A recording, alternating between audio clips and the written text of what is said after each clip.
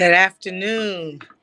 Hello, hello. My name is Melanie Campbell, President and CEO of the National Coalition on Black Civic Participation, and happy holidays. We are having our last for the 2022 year Black Women's Roundtable Women of Color Tech in Tech Policy Series. And so today's topic is getting connected, federal outreach programs, and initiatives to get affordable internet into eligible households. It is about so it is thank all of you all who've been following us all year and tuning in to these Women of Color Tech Policy Series conversations. And it was our goal to bring you great information, great experts. And one of those experts who is leading our tech work for the National Coalition is Jocelyn Tate, who's our Senior Policy Advisor for all things technology, from policy to even organizing. So it's my pleasure to turn it over to you, Jocelyn. Thank you for the great work all year long, and even before all of that, right? Your life's work around this topic and how it impacts economic opportunity for communities. So, Jocelyn, Well, good afternoon, everyone, and thank you, Melanie. As Melanie mentioned, I'm the Senior Technology Policy Advisor at the Black Women's Roundtable and the National Coalition on Black Civic Participation. And I want to welcome you today to the Women of Color in Tech Policy Series, where our topic today is Getting Connected, federal outreach programs and initiatives to get affordable internet to eligible households. Well, access to home internet is no longer an optional luxury. It's an essential to our daily lives. Not having a home internet connection limits opportunities for work, education, healthcare, entrepreneurship, and more. But the cost is one of the main reasons that people can't access internet in their homes. Now we have the Affordable Connectivity Program and Connect Home USA, which are federal programs and initiatives to help eligible households get affordable access to internet in their home. But we need to get the word out about these programs and this assistance. So today, what we want to do is share with you information about federal outreach grant programs and initiatives to assist trusted voices and messengers in our communities to develop and implement innovative outreach strategies to reach people who need help getting connected to affordable internet service in their homes. So let's get started. We'll first hear remarks from leaders and champions of affordable internet access. We'll start with remarks from the Deputy Secretary of Housing and Urban Development, Adrian Todman.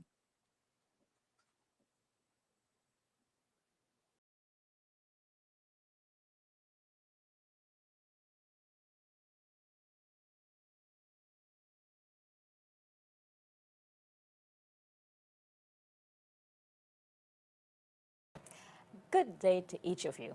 Thank you for the opportunity to share some thoughts about an issue critical to our families across the country as well as our national economic resilience, and that is reliable internet, particularly to low-income families. At the U.S. Department of Housing and Urban Development, where I serve as Deputy Secretary alongside Secretary Marcia Fudge, we prioritize access to quality internet and the tech tools needed to use it for low-income families, and these are children, seniors, folks looking for work or trying to access health care, really everyone who needs it but can't afford it. Our program, called Connect Home USA, bridges the connectivity gap for HUD-assisted residents by helping selected communities. Through public-private collaboration and with the local leadership of housing agencies and tribes, our initiative connects residents to affordable in-unit internet service, computer devices, and training. I know I don't have to convince this audience of why we must make these investments, but let me share this. Prior to taking this job last year, I read to fourth grade students for years, including during the height of the pandemic, when the students, the teachers, and myself were all gathered virtually. The stark divide in who had great access and who didn't was right there in front of me. The kids with great hardware and high-speed connectivity, well, they were beaming into the camera, hanging on to my every word.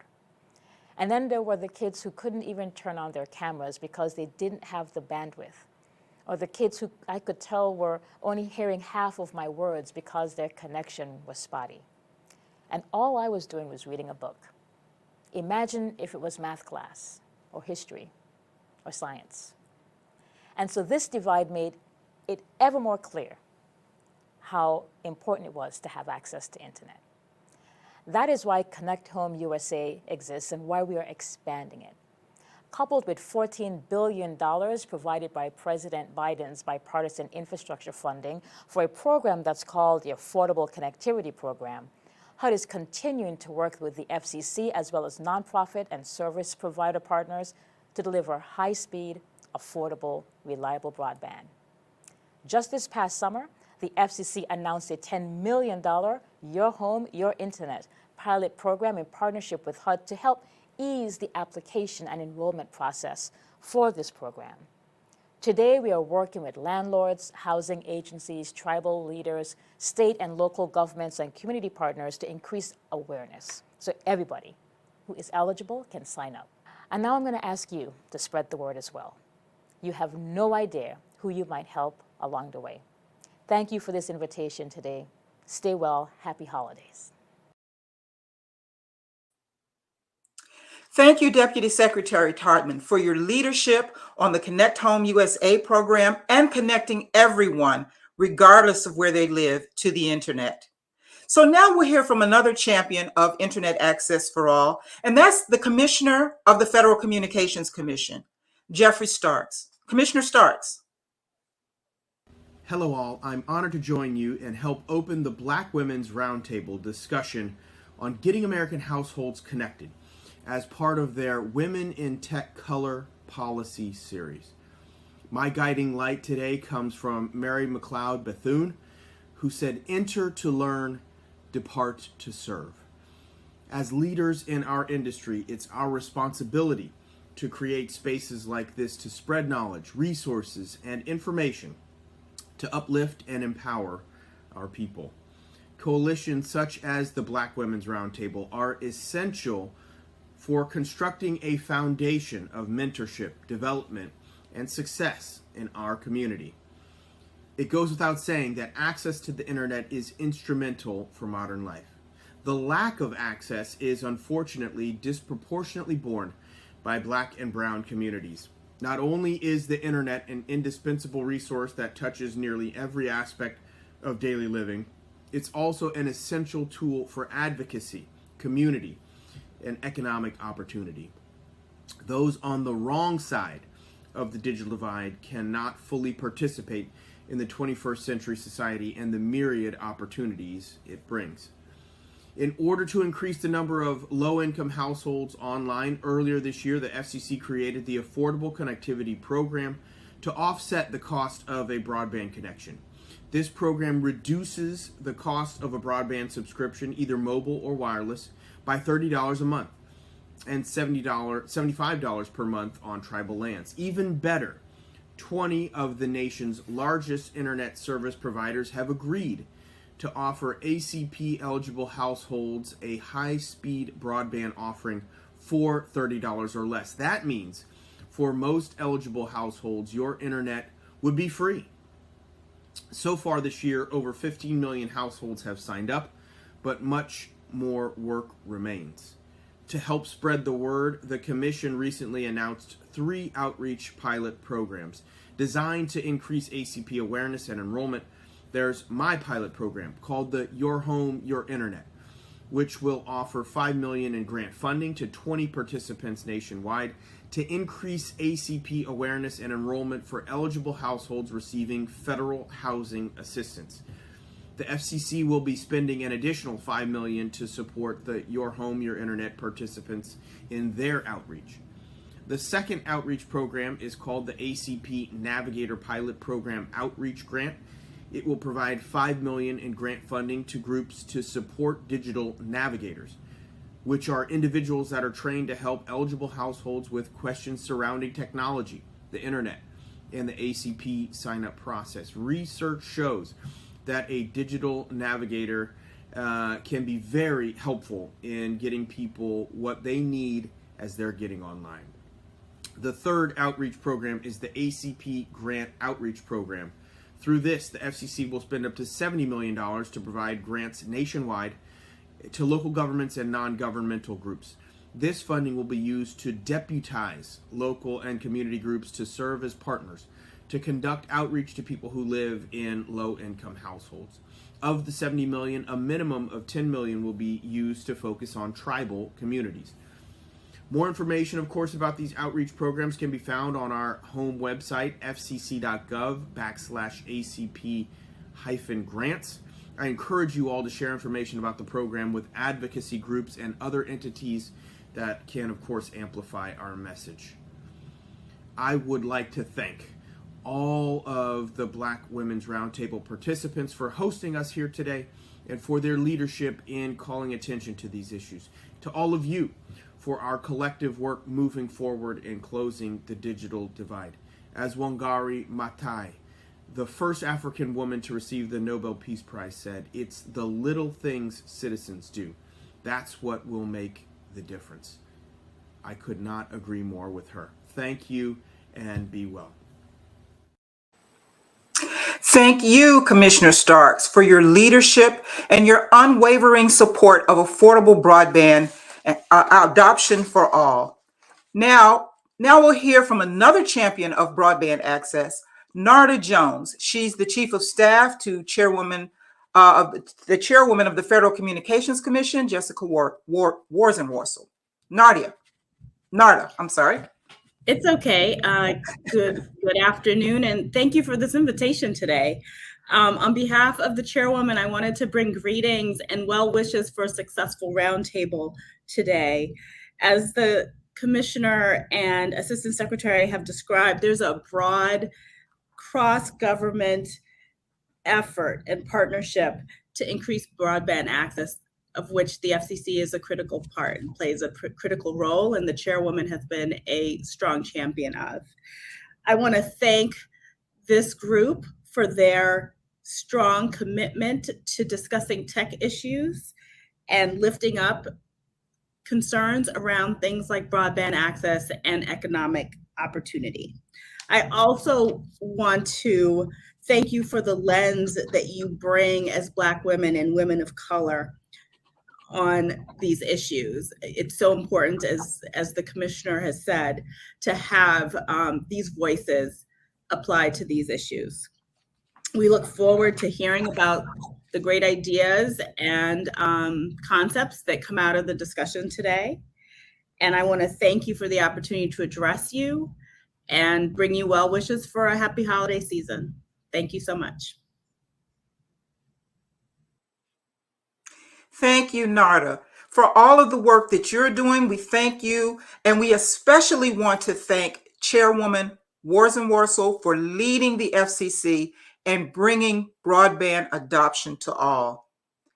Now we want to take a moment to hear from our sponsors who support the work that we do here at the Black Women's Roundtable. We'll hear from Michelle Kober, Director of External Affairs at Verizon. Good afternoon, everyone. Thank you so much for having me here today. Thank you, Melanie, Joycelyn, and the Black Women's Roundtable for the work that you do and your leadership in highlighting critical tech policy issues. Today's topic is one that Verizon cares deeply about. As we close out 2022, we're moving into almost 3 years of living in a world that is anchored in technology and access to the internet. We've had so many conversations since March 2020 about how critical it is to have a broadband connection. And as part of those conversations, Verizon was happy to submit an essay in the 2022 BWR report, where we noted that the burdens associated with shifting daily activities from in-person to online have been particularly challenging for Black women. Black families are less likely than white families to have a computer and internet at home. And according to Impact of COVID-19 on Black Women, a study earlier this year from Essence Magazine, the majority of Black women who are parents, which is 85%, say there are not enough computers or laptops in their household to support the educational needs of their children. And the pandemic has placed enormous financial burdens on Black families as well, especially those that are low income. As a result, some of the most vulnerable in our society have found it even more challenging to afford a broadband service. Income should not be a barrier for reliable connectivity, but the reality is many families need help. As part of our ongoing mission at Verizon to help ensure equal and affordable access, we supported the emergency broadband benefit and now its successor, the Affordable Connectivity Program. Verizon participates in the ACP for home internet, mobile, and prepaid services. And with our Fios Forward program, qualified customers can take advantage of fast, reliable home internet at no cost. These customers have the power to stream, search, and download from home with no data caps, no annual contract, and no equipment charges. The ACP is a vital tool in addressing cost barriers associated with obtaining reliable home internet, and we fully encourage qualified customers to take advantage of the program. We are working with community partners across the country to hold events to get people signed up. For example, tomorrow on December 10th in New York City, we are participating in the Borough-wide Family Day at the George Washington Houses in Manhattan. There will be ACP information available and sign-up opportunities on site. And later this month on December 15th, the Feeding Westchester Food Pantry in Yonkers, New York, will be holding an event to facilitate ACP signups. These are just two examples of events that we are participating all over the country to spread the word. These initiatives are helping so many, and we want to keep this funding in place. Some estimate that the $14 billion allocated for the program is estimated to run out in 2024. We support continuing the ACP and want to call everyone to action to ensure permanent funding for this benefit that is vital for so many. Thank you again for having me today as we talk about our commitment to create a digitally inclusive and equitable society. Thank you so much, Michelle, and sharing all of those great programs and initiatives and things that you're doing in the community to get the word out about broadband access and getting broadband access to everyone. Now let's hear from Anissa Green, Director of Federal Regulatory at AT&T. Just took 3 years to make sure that I got off of mute on time. Thank you so much for this opportunity. I really appreciate addressing you guys this afternoon, following such great remarks from our Commissioner Starks and NARDA and the other offices that were able to offer opening remarks. I forget the last one. I do apologize. My name is Anissa, and I'm happy to represent one of the sponsors of today's event, AT&T. We are very excited about the success of the Affordable Connectivity Program, and we are very excited about the pilot programs that have been made available under the jurisdiction of the FCC. And we are excited to see what some of you will do with some of the funding that hopefully you will be eligible to obtain to bring more awareness to the Affordable Connectivity Program. We were one of the first providers that participated voluntarily in the emergency broadband benefit. And as Michelle mentioned, we have definitely been excited about how successful it has been thus far, with over 15 million households enrolled in the program, taking advantage of the connectivity barriers that were mentioned earlier on around cost. And so therefore they're getting a benefit. AT&T also thinks that it has a role in closing the digital divide, and we have shown that through additional programs. In addition to participating in EBB, now ACP, we stood up connected learning centers nationwide that help bring digital empowerment to our communities, uh, some of the most vulnerable communities, in learning how to navigate technology and ensure that they remain connected in this digital world. We also have a program that allows for home internet access at a zero rate if you are also an ACP eligible household, and that is our Access from AT&T program. But I don't want to spend too much more time. We have a very exciting panel that I cannot wait to hear from. So thank you again. Ensuring the continuation of this program is extremely important. And you've heard from these opening remarks the impact that the ACP has had on our communities and some of our most vulnerable communities. And so getting additional funding for this program is definitely on the top of mind at AT&T to make sure that the federal government will keep these families connected and try to get more connected over the years to come. Thank you so much. Thank you so much, Anissa, and for all the work that you and AT&T are doing. Next, we'll hear from Sean Mickens, the Associate Vice President of External Affairs at Comcast. Hey there. Thank you, Melanie. Thank you, Joycelyn, and the team. As you know, we are proud supporters of NCBCP and Black Women's Roundtable and all the work that you do to encourage full participation of citizens in a barrier-free democracy. At Comcast, we aren't strangers to the reality that in order to remove barriers for everyday citizens in the 21st century, all Americans need to have digital equity. And this means we should have access and the ability to leverage digital skills and technology in education, civic participation, entrepreneurship, and everyday life. We've been on a mission to address digital inequities in under-resourced communities for more than a decade at Comcast. Since 2011, we've connected more than 10 million people and 5 million students from low-income families to the internet through our Internet Essentials program. Today, that need has never been greater, and we've accelerated our work in a number of key areas. First, enabling access to the internet at home with Internet Essentials, and also free Wi-Fi in more than 1,000 community centers through our Comcast Lift Zones. We also provide marketing resources, technology upgrades, and grants to small businesses through Comcast Rise. And we invest in programs to support digital literacy, skills training for young people, and workforce development opportunities for adults. In 2021, Comcast announced a $1 billion commitment over the next 10 years to reach tens of millions of people from low-income families with the tools and resources they need to shape the future, to shape their future in an increasingly digital world. We will do this by broadening the scope of many of our existing efforts and by continuing to make investments in a number of critical areas, including our ongoing investments in Internet Essentials, grants for nonprofits to create opportunities for low-income Americans, including students, seniors, veterans, and adults, particularly in the areas of media technology and entrepreneurship, and new laptop and computer donations. Our partnerships with nonprofits like the Black Women's Roundtable and city and business leaders are critical to helping create opportunities for low-income Americans.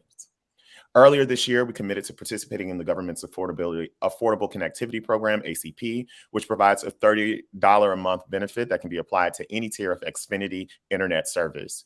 We introduced our Internet Essentials Plus, a new tier of service that offers twice the download speeds as our traditional Internet Essential service, a cable modem, and a Wi-Fi router.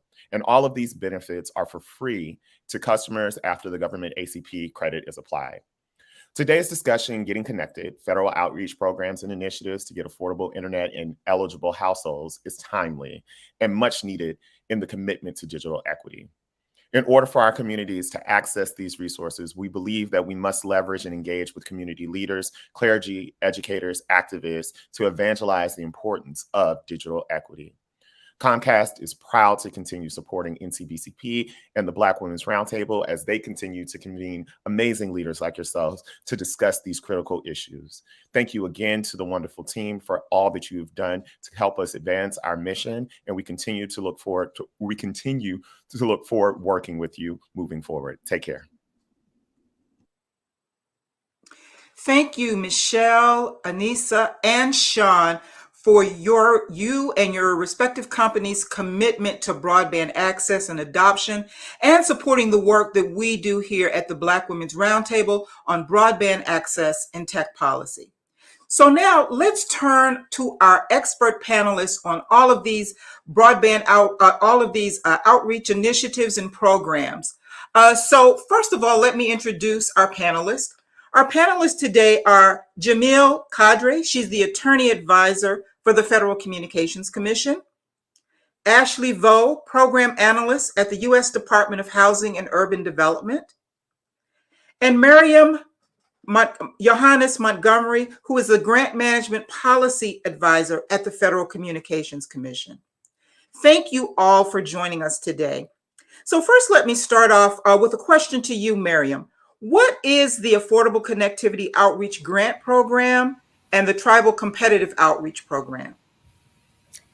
Hi, everyone. Thank you for having me. And to answer your question, the Affordable Connectivity Outreach Grant Program is one tool as among a comprehensive set of measures that is authorized by Congress through the Infrastructure Investment and Jobs Act of 2021 to implement and implemented by the Commission to help bridge the digital divide.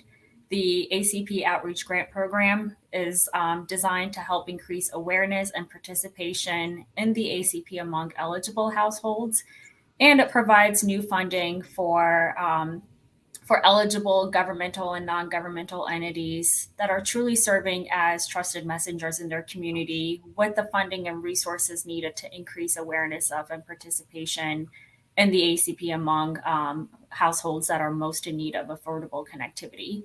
As Commissioner Starks mentioned earlier, there are about 15 million households that are benefiting from this great program to help and providing affordable internet connectivity to their house.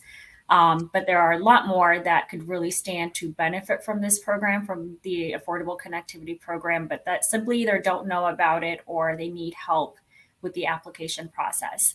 And this grant program is designed to really enlist outreach partners to do just that, to work across their communities, the stakeholders that they're currently working with today, and really increasing awareness of this program to households that can stand to benefit from it.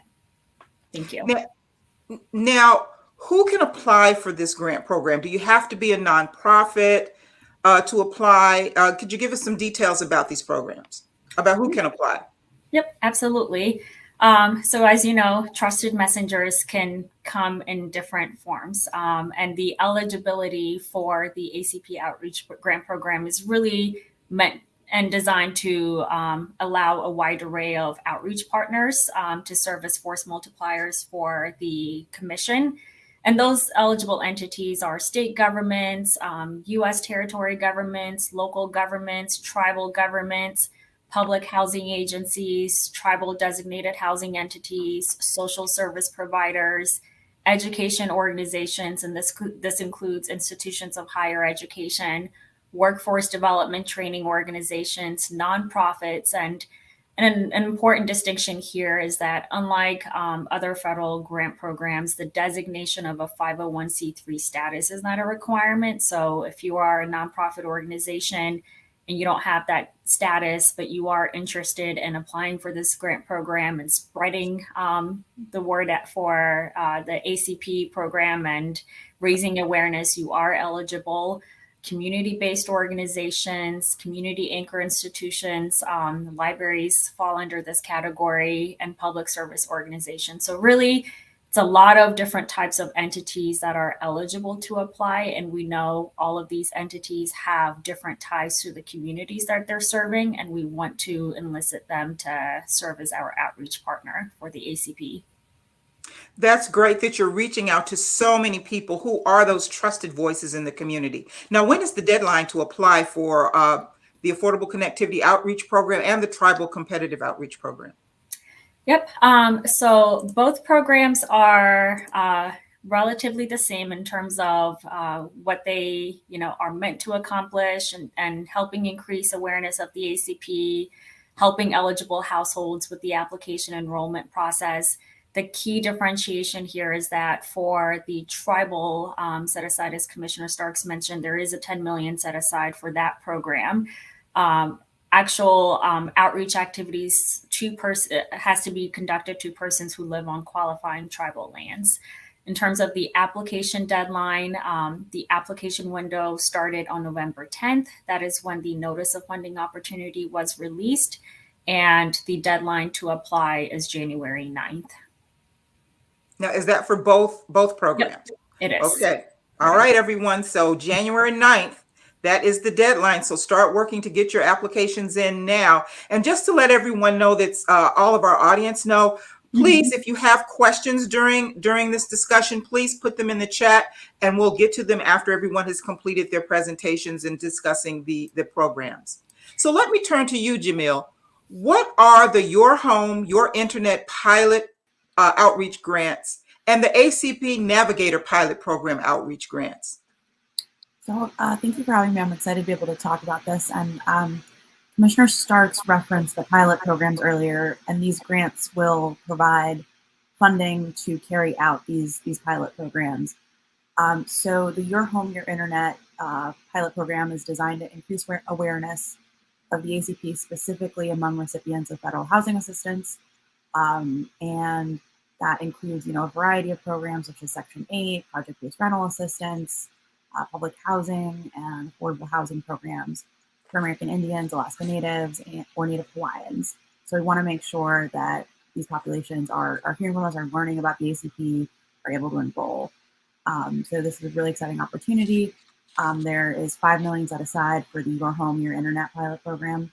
And entities that are eligible to apply for that are some of the ones that Mira mentioned earlier: federal agencies, state, local, and tribal housing agencies, including housing authorities, tenant associations, and nonprofit and community-based organizations, which, as you mentioned earlier, are trusted messengers in the community that can really get the message out. And the organizations specifically, again, that work with federal housing assistance recipients, we want to make sure that they know the community well. And just a quick note: federal agencies are not eligible to request grant funding for pilot activities. So that is their, when they're partnering with with community organizations, those partners are eligible to apply for this funding. And the funding is intended to be used for outreach activities like application assistance in connection with the pilot activities, both for Your Home, Your Internet and the ACP Navigator.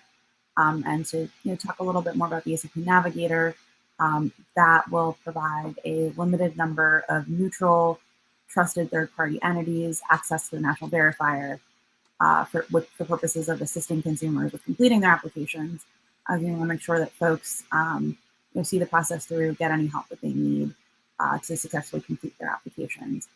And the national verifier is the application portal for consumers who are applying for the ACP benefit. I'm sorry, go ahead. No, please go. I wanted to ask a quick question about the Your Home, Your Internet pilot program is the one that the Deputy Secretary spoke about earlier that you're working with in conjunction with the Housing Department of Housing and Urban Development. Yes. Okay. Yes, we had a great collaboration with our HUD colleagues.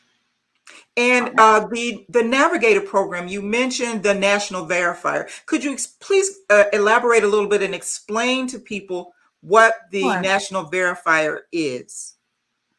So it is the application portal for the Affordable Connectivity Program, where you will be, consumer will be applying for the program, and again, going through providing the information that's needed to determine whether they're eligible.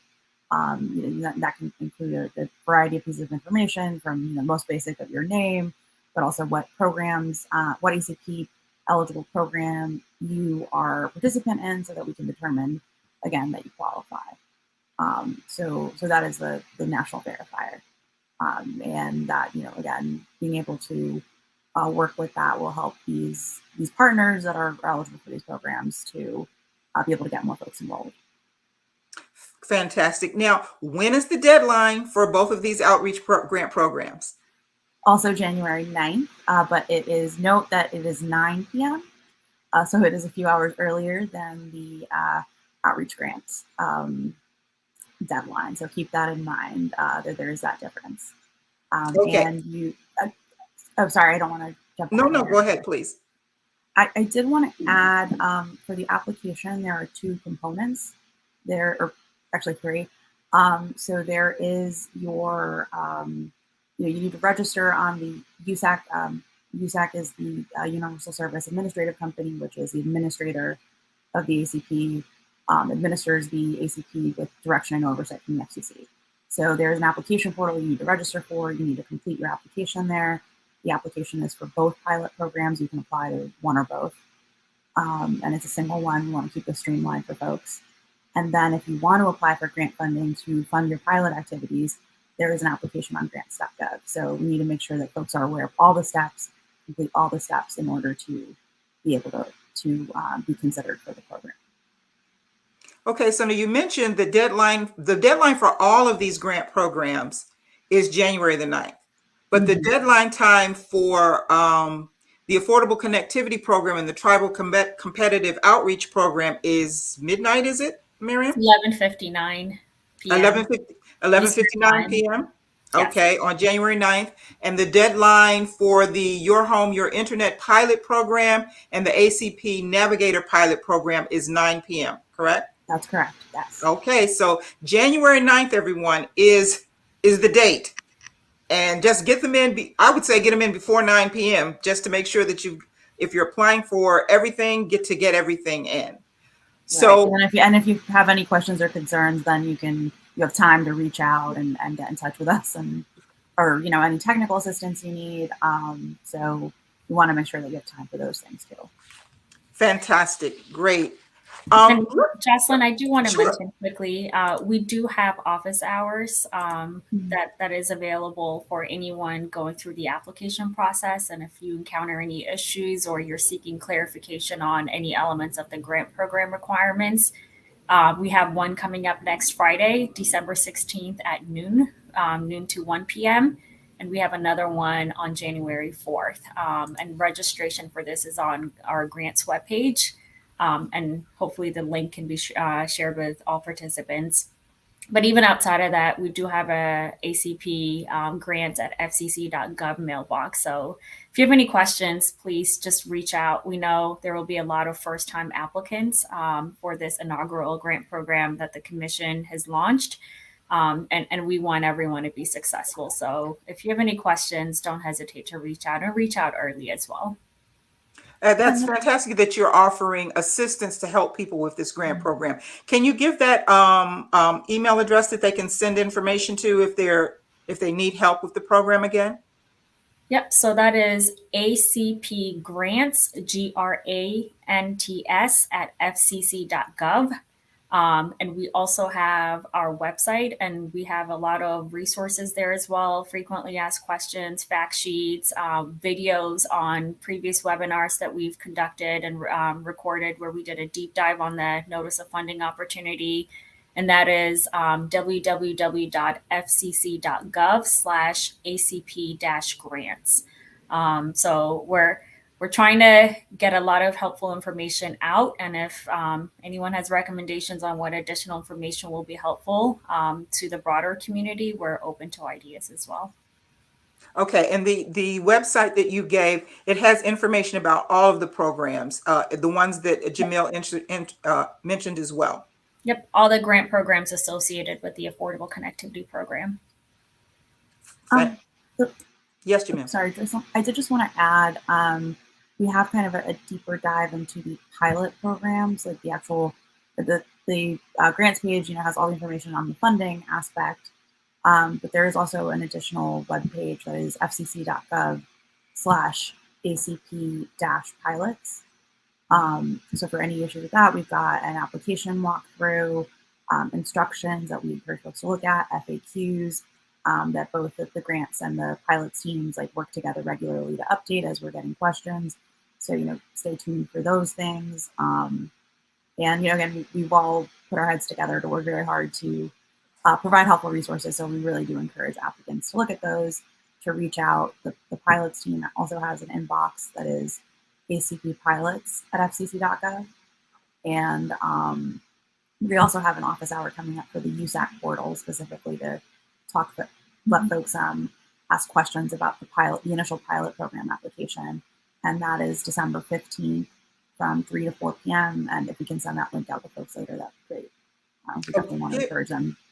Give that date one more time and where they can find that office hour. Sure. It is December 15th, 3 to 4 p.m. And it's a bit of a long link, so bear with me. It is https:// colon//register.gotowebinar.com/register. A bunch of numbers, so bear with me. Okay. Six. Okay. Yeah, I can. Yeah. Yeah. I tell you what. Please, can Share we send that you out?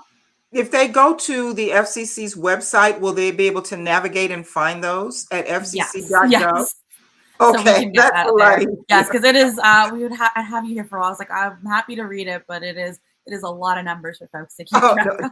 Okay, so basically, if you go to the fcc.gov website, and then they can search online. There's a search box there, and they can search for. Would they be able to search for pilot programs or grant programs? I mean, I would say the fastest way to get there is just going straight to fcc.gov/acp-pilots. But you can use a search function, but I would say that's the fastest way, is just going directly to that page. Okay, great. And what we'll do is try to get those websites up on the screen. Great, So fabulous. as a lower third, maybe, so that people can see that and know where to go. Thank you so much, ladies, about the programs that the FCC is offering. Now let's turn to you, Ashley, and find out what's going on at Housing and Urban Development. Now, what is the Connect Home USA initiative?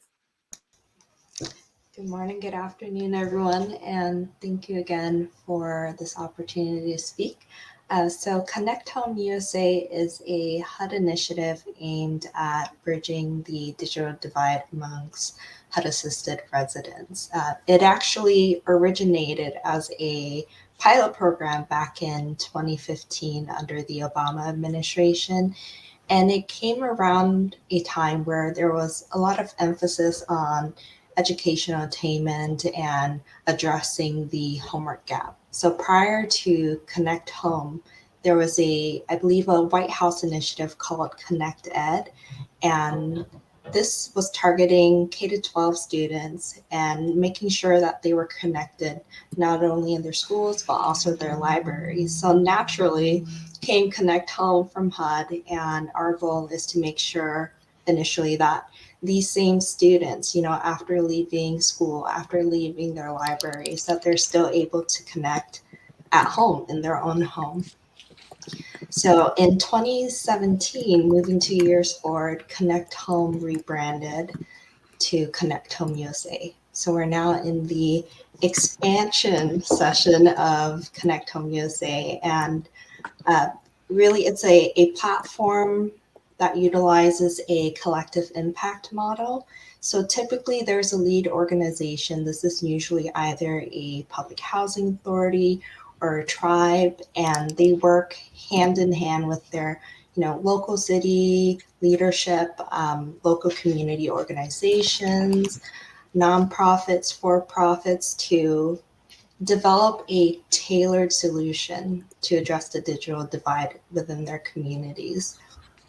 So to date, we have a rough estimates of our accomplishments amongst the communities, and we estimate that over 75,000 previously unconnected families are now connected.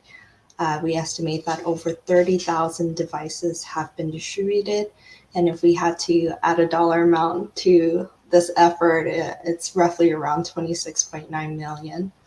And we have also onboarded 100 communities as of 2020. So that is Connect Home USA. That sounds fantastic. That and the fact that you are taking this program and working with people in their local communities to tailor it to the needs of those, so that it'll resonate with people in those communities. That is great. Now, this is a public-private partnership. You mentioned the public organizations. What are some of the private organizations that are working in this public-private partnership, that are partnering with HUD? Yeah, so HUD officially is partnered with a national nonprofit called Education Superhighway. This was recently announced, and Education Superhighway, they also have a mission of closing the digital divide. So they've done a lot of work around the homework gap, and now they're shifting their focus to addressing the affordability gap, which is something HUD is also doing, which is why this current and upcoming fiscal year, there will be a lot of emphasis on getting folks enrolled in the Affordable Connectivity Program. So HUD formally is in partnership with Education Superhighway. During the inception of Connect Home, we had internet service providers that had stepped up to create low-cost internet services to HUD-assisted residents, but now those are open and I believe available for the public. So we have many stakeholders involved.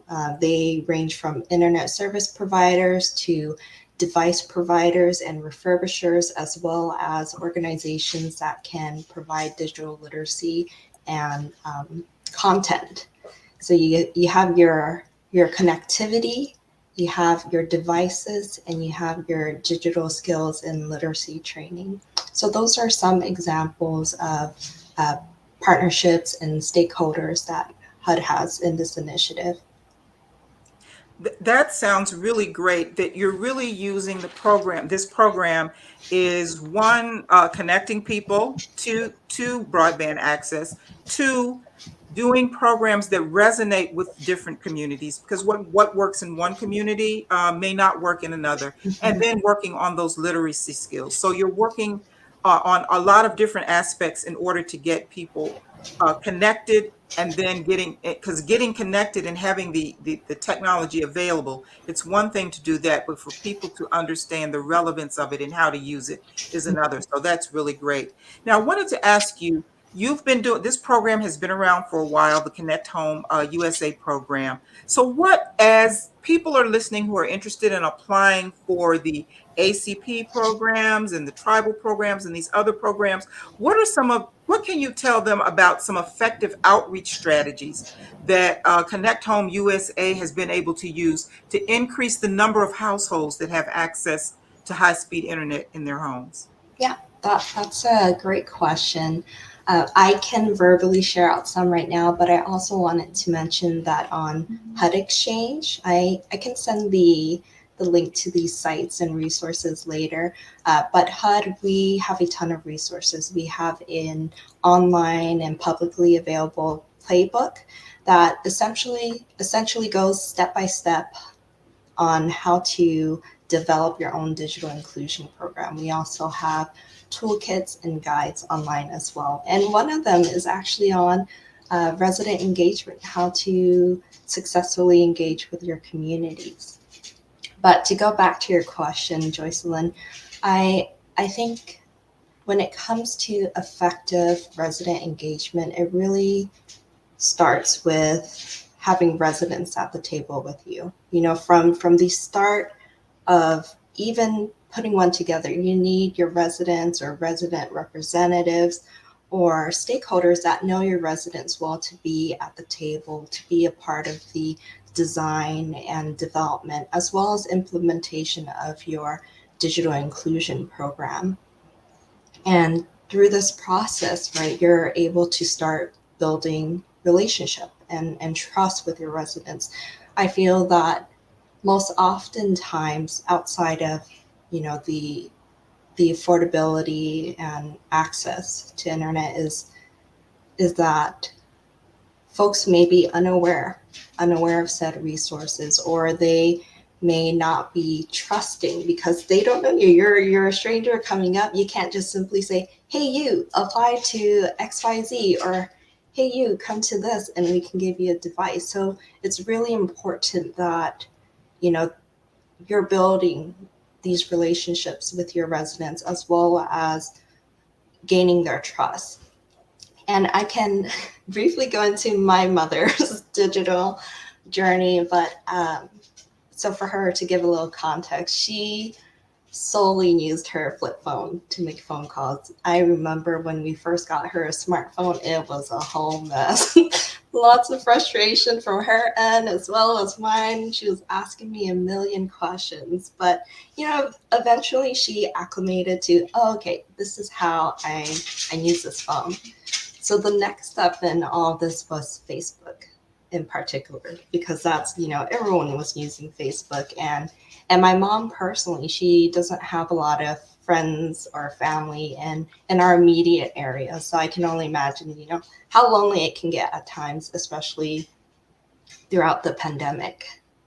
So I pitched it to my mom, and through lots of hours of us one-on-one going through it together, she eventually learned how to utilize Facebook, and it empowered her, right, to do more, to go from Facebook to now online banking as well as telehealth appointments. Like, she's learning how convenient it is to participate in the digital world, as well as how effective. Now she's no longer taking 2-hour commutes to her doctor appointments, and not to mention the costs of this transportation.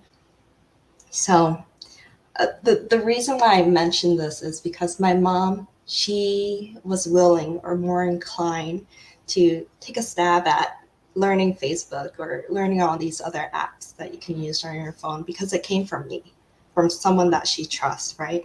So I can't emphasize enough how important it is to have trusted messengers or digital ambassadors within your community. They are residents in your community that folks can trust, that they can go out and help conduct that door-to-door canvassing or outreach, and even providing training themselves to the rest of the community. So I would have to say, one, as I mentioned earlier, make sure that they're involved in the process and decision.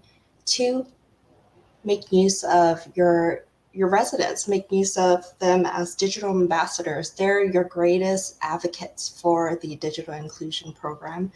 And three, don't assume. Make sure that you do your research and truly understand what are the needs and wants of your residents. Like, yes, you can go out and say, hey, do this class and you can get this laptop or get this phone, or hey, come out and learn computer basics. But I would say it's vague, and not enough people will come out. I hear a common challenge, or not a common, but I occasionally hear that a challenge is that folks are putting together these digital literacy trainings, but the turnout is low. So when it comes to that, it could be for a number of reasons, right? It could be your communication strategy. Are you hitting all the different mediums, texts, calls, emails, posters, flyers, or even in person? And also the language barrier, could that be it? Are we not sending out enough materials in the languages that our community uses? And then also, it could just be how you're marketing it. I really recommend making your digital inclusion program person focused. Like, who are our residents? What are their needs and what are their wants? Like, maybe there's a senior that's interested in just learning how to Zoom, then market that way. Don't say, oh, come to this digital literacy class, right? You have to market towards their wants and show the value in participating in the digital world. So those are some of the tips and strategies I would recommend when it comes to building a successful digital inclusion program. And lastly, before I forget, always have a feedback loop, because these digital needs can change. And you want to make sure that what you're putting out there is being received well, or if it's not being received well, what can you do better? So I'm a firm believer in constant improvement. That is great information. The takeaway from that, for those who are listening, who are planning on applying for these outreach programs, what I got from Ashley is there is no one size fits all outreach program. You really have to know your community and tailor your outreach that so that it resonates with your community, and then to get that feedback from them, to find out what's working. So let me turn to you for a minute, Miriam and Jamil. Are there any types of ways in these outreach grants that you'll be getting feedback from the grantees to find out if the program's working and if they need to tailor it? Yes, before I answer that, I do want to just put extra emphasis on a couple of things that was said, and that is really right there, the importance of recognition that there is no one size fits all outreach. We know there are a lot of underserved populations out there, and what we are looking for from outreach partners is really employing innovative outreach strategies, and innovative can mean different things for different communities. And it's really, as trusted messengers, you know your community. So what is the most effective way of telling eligible households in your community that this program exists, this program works, and if they enroll, they can have either free internet or a very low cost internet. So whatever form that takes place in the notice of funding opportunity, we do provide examples of allowable grant funded activities, and that's just it, right? It's just examples, and we're really looking for you to tell us like what is the best way of getting the word out. And the other one is a lot of times with underserved populations, part of that may be because of a language barrier, and I come from a household where we speak different languages, and part of my family is more kind of well versed in a different language, and English is our third language. So, in households that are kind of similar to what my upbringing is, sometimes it's being able to convey messages and programs and services that are available to different individuals in a way that best resonates with them, in a language that they understand truly. So multilingual outreach is one of the things that we want to see happen as part of this outreach strategy, and something that we will actually prioritize as well. In the notice of funding opportunity, we highlight a series of prioritization factors, which pretty much means, if you're an entity and you're trying to reach households that have never been connected before, we want to prioritize you for funding. If you are an entity that, that the community you're serving is a multilingual community, and you will reach them in languages that is more pertinent to that community, we will prioritize you for funding. So I just wanted to highlight a couple of those points, as it's spot on, and the grant program is designed with that in mind as well. In terms of your question, Jocelyn, about what feedback are we getting from successful kind of grant applicants that become grantees, there are several ways. One is, we want to learn. We have a series of performance measures outlined in the program's notice of funding opportunity, and we do want to collect data on, what are the most effective types of outreach activities that are happening. And as a result, what kind of enrollment are those outreach activities yielding? We want to know, are some outreach, activities targeting certain populations more effective than others? This is our first ever grant program. This is a learning opportunity for all of us collectively, not just the Federal Communications Commission, but all the grant recipients as well. So collectively, we want to learn what are the things that work, what are the things that don't work, and be able to have success story, be able to tell impact stories on this grant program, so that, in future years, if funding does become available, we're able to demonstrate this is the impact of these grant programs on the different communities that they are serving. And we have numbers and data to reflect that as well. That's great. And all of this, these programs coming out of the FCC, these outreach programs, like you said, Miriam, they're new. So, it's going to be a learning curve for everyone. Jamil, what about the pilot programs? Are there going to be like some separate feedback that they're looking for as far as those programs are concerned as to their effectiveness? I mean, yes, it's definitely really important. I think, Miriam did kind of address this already. It is incredibly important for us to know what's effective. I mean, that's really the whole point of these programs is to see the different things our partners are doing and be able to, take those lessons learned. Something that's important to us, just beyond the examples Miriam already mentioned, is, we want to know what's scalable for other partners. What lessons learned can be shared. So that's a priority. Because we want to always keep improving. The point is to continue to reach more eligible households. So absolutely, I think it's a critical part of the programs.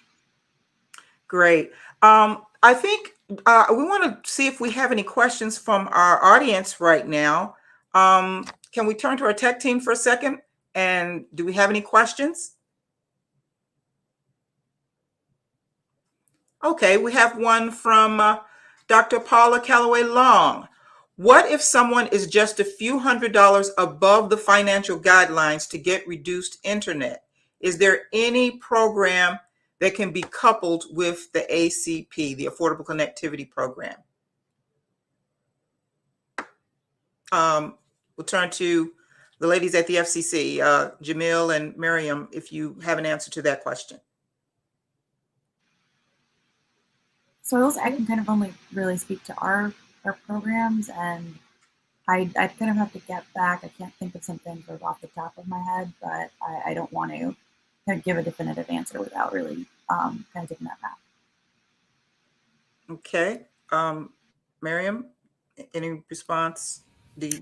Yeah, I think that's going to be a take back question. And if we can get the contact information for that individual, we want to make sure we provide a timely response. Okay. Okay, great. We'll make sure that we get that information to you so that you can follow up with that. Any other questions from our audience? There are no other questions right now. Ladies, I'd like to ask you all a question. As you were rolling out these programs, and Ashley, the program that you've already had with, that's already ongoing now with Connect Home HUD, what kind of, when you say you're looking for personal stories, or I know, Ashley, you gave a personal story about your mom and how being the trusted voice in her circle helped her to get online. Let me ask you, Miriam and Jamil, what are some of the, I guess I should say, what are some, as when you're looking at your applications, what kinds of things are you looking for? I know that you said you're looking for their ability, but do they necessarily have to have a capacity at this point? Maybe they're a trusted voice in the community that doesn't really have a lot of capacity at this time, and they don't have a track record. But how would you look at them? Is they are a trusted voice in the community. They don't have a lot of outreach engagement, but they are a trusted voice in the community. How would they be looked at in terms of the grant? I know this is a competitive grant process, so how would you what kind of factors would you look at for an organization like that? Yeah, so several things. One is we are looking for organizations to demonstrate that they have existing trusted relationship and really kind of get into and be able to tell us a story on what that means to them and the communities that they are serving. The other is we also want to, have an understanding of, are you well versed in this affordable connectivity program so that you can be a trusted messenger in getting the word out about this program to the communities that you are serving? And also, what is your past success in being able to get the word out about different government programs and services that are available, right? And really touting your success and past performance of doing just that you can turn around and apply for this. We know capacities may be an issue for a lot of organizations. And one of the things that the program does allow for is having either subrecipients. So for example, if I am a nationally based organization, or I'm in an organization where I have the capacity to apply for this grant program and serve as the administrator for this grant program, I can partner with local entities like community-based organizations and really have them be the outreach arm, and where I am kind of running the requirements of running the grant program and administering the grant program. So there are different mechanisms in place for that. And the notice of funding opportunity does provide some guidance on, how that information should be disclosed, because at the end of the day, we want to be able to track where's the money going, who's using it for outreach, and what is the outcome of their efforts, and be able to collect that through performance data on a quarterly basis. So, if organizations have the capacity to run the grant program, but they want to partner with other organizations to actually carry out a portion of the grant award and the outreach activities, the program does provide that flexibility. So if you do have, say you're a trusted voice in the community, but you don't have that traction or that capacity, like you said, you can partner with other organizations that do have the ability to do that and be awarded Yes, the grant. That's great. with the caveat that we want you to demonstrate who those entities are and provide information and tell us, what are they going to be doing? Because as you mentioned earlier, it's a competitive program, right? So we want to be able to really have a good kind of broad understanding of what you're proposing to do with the funds that you're requesting.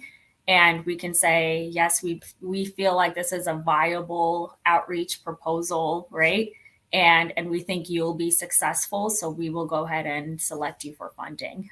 So we want to make sure that because it is competitive, that if you plan on partnering with other organizations, you tell us who they are when you submit your application and what they'll be doing as well. And Jamil, what about the programs that the pilot programs? Is that the same true for those? Sure. So one thing I will say, I encourage folks to look at the information that's online, because we're covering some things here, but there's probably much more information than we can convey at this point, and we talk about some of our prioritization factors. But I think like Miriam said, it is we really care about your relationships in the community, your ability to work with the populations that we want to reach. Also looking at what the need is in the community that you're proposing to serve. What are the unserved households that are in that area? You just want to make sure that we're reaching people that aren't already participating in a program. So there are a number of things to look at, and I would encourage applicants to kind of really think about the whole picture and kind of give us as much information as you can to be helpful in evaluating your applications. For Jamil and Miriam, could you share any deadlines to submit data or challenges that the FCC may have about the ACP, the pilot programs, when you need to submit data about them, about the programs?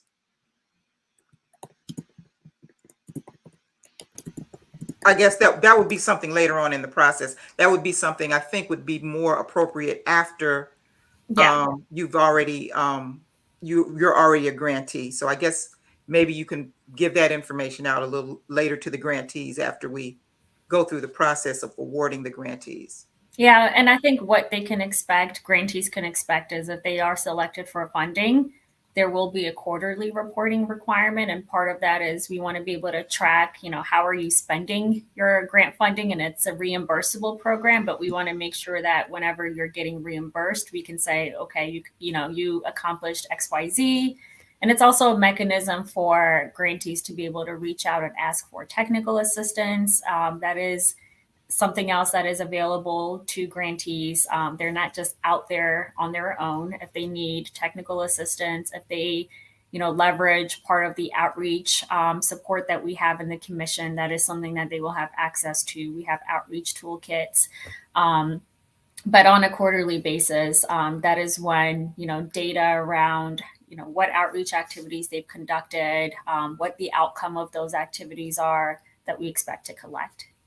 So, and that's good to know that you are providing assistance for them along the way, the grantees along the way. So if they are having some difficulties with the outreach programs, you're there to kind of help them to get better traction and build capacity. So that's great.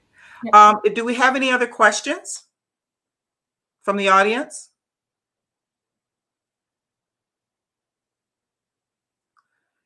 Oh, here's one from Dr. Calloway Long again. We've had some success giving incentives to individuals to take COVID shots. Is there any mechanism for grantees to provide monetary incentives for individuals to participate in training? I'm assuming you mean digital literacy training. Would anyone like to address that? I think she means, I'm assuming that she means for the grant programs, any digital literacy training. Yes, she says yes. So, your matter, if you want to go first on this one. But I'm sorry, either Marian or Jamil. So one thing, I guess, digital literacy kind of overall would be kind of outside of the scope of the programs. We really are focused on ACP enrollments specifically. So one kind of topically it might be out of scope, but then also the grantees are not able to offer financial incentives. That is something that that's not within the scope of the program. And Miriam, about the other two programs. Yeah, and the rules are consistent across all 4 programs, the tribal component, the broader outreach component, and the 2 pilot programs. On a practical sense, right, we know that a lot of the outreach partners, when they are engaging with their communities, they're engaging them on a wide host of programs that are available to them, right? So this is where, if you're conducting activities that are ACP grant funded activities, and that is including the pilot programs as well, we want to make sure that you are doing outreach on the ACP program. And if you happen to tack on other programs and services to that outreach, that you're not you're not charging all of those expenses to the grant program, that you have a very kind of solid financial processes in place where you can differentiate cost associated with outreach efforts for other programs versus cost associated with outreach efforts for the Affordable Connectivity Program. Okay. Any other questions from our audience?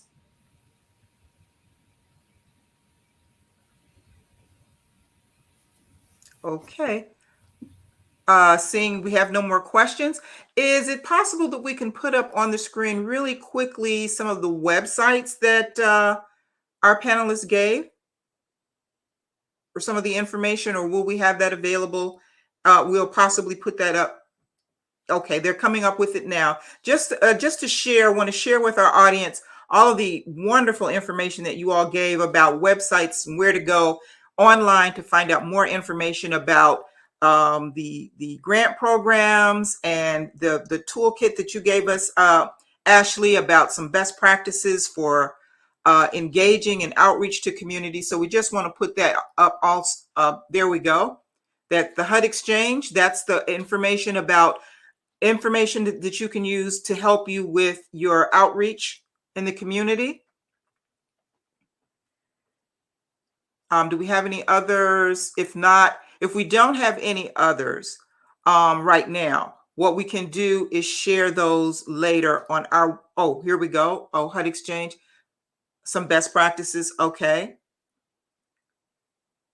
We're just giving our tech team just a second to get the information up. But while they're doing that, I want to thank you, ladies, all of you, for all of the great information that you shared about these outreach programs, because these are so vital for our community. Here's the information about registering for the pilot program, the office hours. So be sure to get that information for those people who are applying for these programs. They do have office hours so that you can come in and get information about what you need and get some help with applying to the program. And as they continue to put that information up on the screen, I want to again, here's the information about the FCC grants. I just want to again thank you, ladies, so much for giving all this great information about all of these initiatives, these federal grant programs and outreach programs and initiatives to help get people connected and get households connected online, because that's our number one goal. And with that, I'd like to turn it back over to Melanie to close us out. Melanie? Hello, hello, hello. Thank you, Jocelyn. And thank everyone from FCC and HUD. I want to thank our sponsors, the AT&T, AARP, Comcast, NBC Universal, and Verizon. And again, thank you, Jocelyn, for your leadership and pulling this together. And thank all of the audience. And of course, Roland Martin Unfiltered, has been our media partner all year. And just wishing everyone that a wonderful, wonderful holiday season. And we will see you in 2023. And we will continue to push this great information so our community has an opportunity to be fully connected. So thank you, and see you in 2023. Thank you for having us. Okay. Oh, last thing was to thank the back end folks who are also driving our BCP team, Antoinette and others who are in the back, Angelo and others who are in the background, making sure this thing runs smoothly.